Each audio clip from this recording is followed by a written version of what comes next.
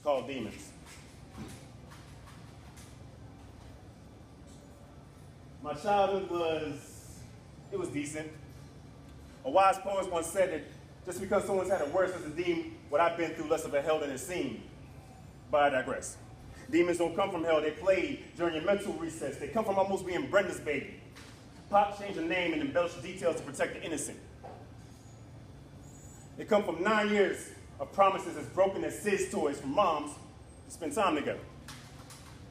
They become 7 invisible brothers to keep you company, eagerly waiting by a barred window every single darn time to the point that the shag carpet got a permanent indent.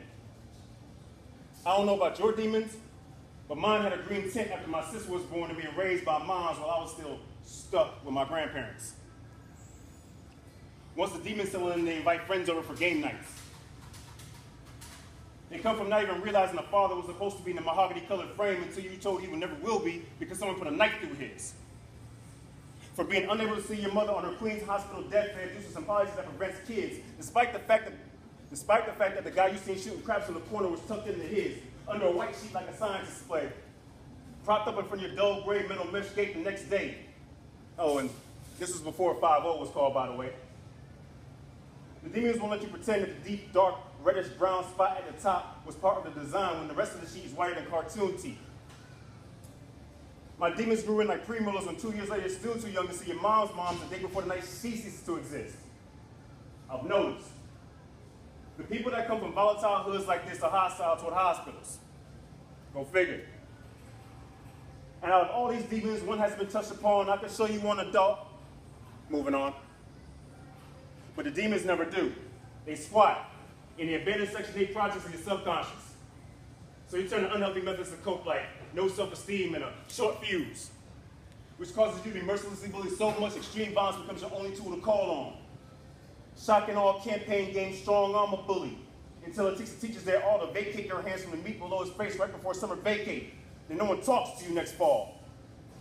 Or spring, for that matter. And with the loneliness that being raised as an only child brings, you prefer to isolate. Your few social skills deteriorate too, so forget your high school years. Father, why you make me this way? A 17-year-old man-child with a basic training day becoming a U.S. Army trained killer. Uncle Sam's soldier bravado pumps 85 unlimited confidence and ego. Fill her up, nothing can harm me, except me. And harm I did. I became a passive-aggressive, pill-popping, suicidal, high-functioning, borderline alcoholic with a low emotional IQ. If I ever tell you the story, I was hapless in a mental institution jostling between an Air Force pilot whose muscles locked up after a nervous breakdown and a Marine schizophrenic, I'm only telling half the truth. My demon troops and I took that baggage and did a duffel bag shuffle in the college where I messed up almost all of my close personal friendships and relationships. 4.5 years and 2 jail stints later, I finally collapsed under all that weight after receiving my degree. Still trying to drown my demons with spirits and exercise of futility. I spent 10 months self-exercising my demons one by one. If you knew my mother, I'm every bit of her son. Let's just say nothing new happens under it. And I'm only 31. Come on.